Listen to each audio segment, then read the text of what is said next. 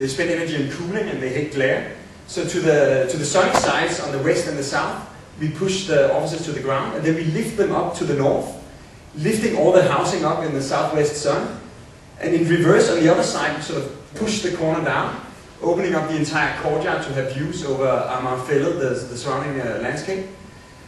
And as a result, this sort of distortion of the block suddenly creates these connections, som bevæger sig hele vejen op i det nordøstlige hjørne, får fat i den øverste del og fortsætter hele vejen op i toppen af karréen, og herfra hele vejen ned i bunden igen. So we actually get like a public street that connects all the way from the ground floor to the penthouse. So to prove it, we had one of our guys try to run up the model all the way from the street to the roof. Show me what you've got. It's all yours.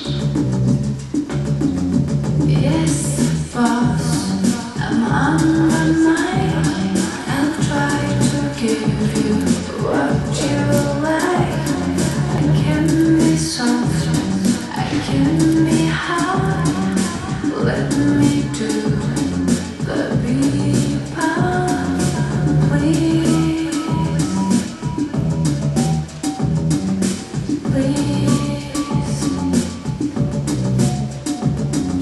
This might actually be super dangerous in your life, I think. But essentially you can say where sort of public life is normally restricted to happening on the ground floor. Here it really sort of expands from the street level and all the way to the penthouse of the building.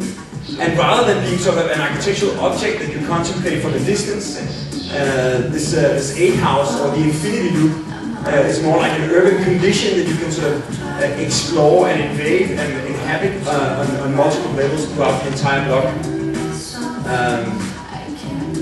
As you can see, like, these public streets with the gardens in front, they sort of move through the central cross of the number 8, even entering into the private courtyards where you can sort of look down onto the private spaces, and then sort of punching through the south facade of the building, turning into a small bridge that then sort of moves over the lakes and reconnects with the sea.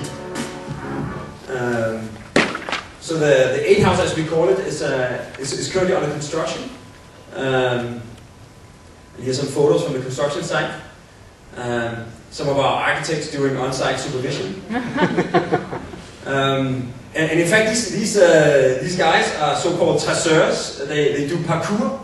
And also present in the audience today is Kasper Astrup Schrøder, who's a documentarist or a sort of documentary movie director, who's currently doing this movie called My Playground, which is also the title of this talk. And I'd like to make a small advertisement and show like a small trailer from the movie that he's working on.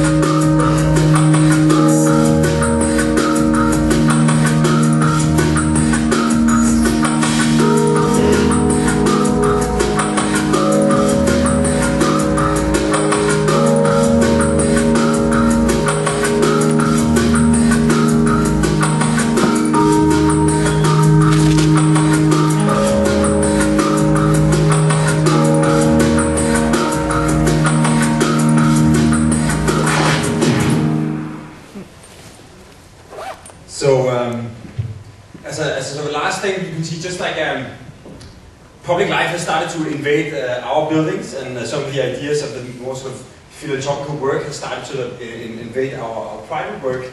And so the last sort of tendency in this is a project that is going to be announced on Tuesday, a competition we've been so fortunate to win in Malmö, sort of in downtown Malmö. There's this place called KOPENHAGEN, which is this sort of modernistic building from the 60s, this sort of hybrid of residential workspace, retail, etc.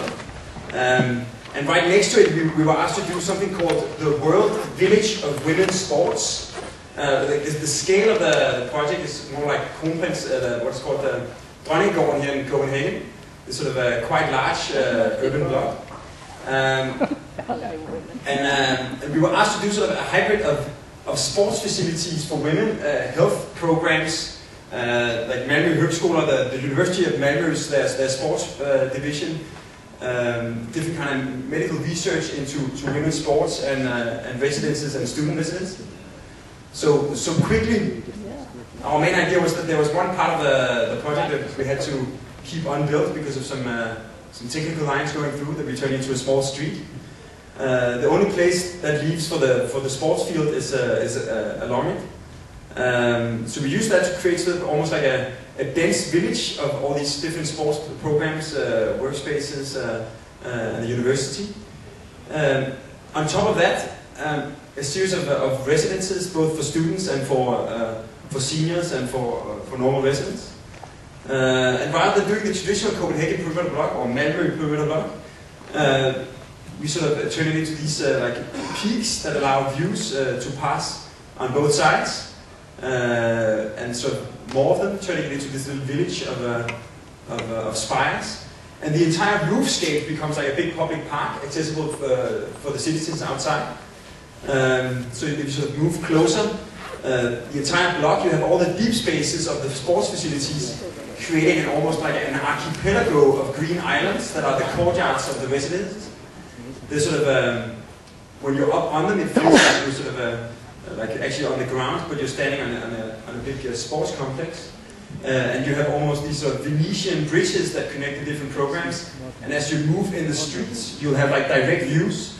There's going to be a mix of cafes and shops and sports facilities. And you actually have views directly into the big football arena at the heart of the project. So as the last thing, our clients have made this little 2-minute propaganda movie, which is a lot more about athletic women than architecture. But I'd like to just finish by showing that anyway. Buckled against the floor. Neither their physique nor psyche were considered suitable for competitions. It is difficult to understand today.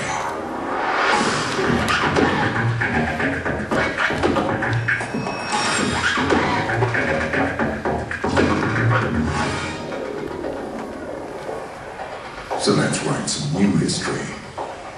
The World Village of Women's Sports, a unique research, development and training center for female athletes of all nations. The World Village of Women's Sports, a new meeting place in one of Europe's fastest growing regions, with skills, resources and focus within all sports. The hub of Malmö, a vibrant city with Scandinavia's largest airport just 20 minutes away. A region with a high quality of life that enjoys close cooperation between companies, universities and public entities. Here, a multifunctional complex with a relaxed atmosphere and a feeling of well-being is created. The business community is a natural part of the World Village of Women's Sports. It's a brand that opens up opportunities for companies involved in the areas of functional foods and in the medicinal and materials development. Attractive homes, hotels and guest as well as student apartments are built here. A vibrant part of town, the likes of which we haven't seen before. The World Village of Women's Sports is geared towards active athletes, coaches, managers, doctors, societal academics, researchers and others seeking new inspiration and knowledge surrounding women's sports. With a multidisciplinary and multicultural approach to women's sports, opportunities are being created here that have not previously been accessible. Female athletes from all over the world are given the chance to train together and exchange experiences. Sweden is one of the world's most gender-equal countries and was the first to adopt the United Nations Convention banning discrimination against women.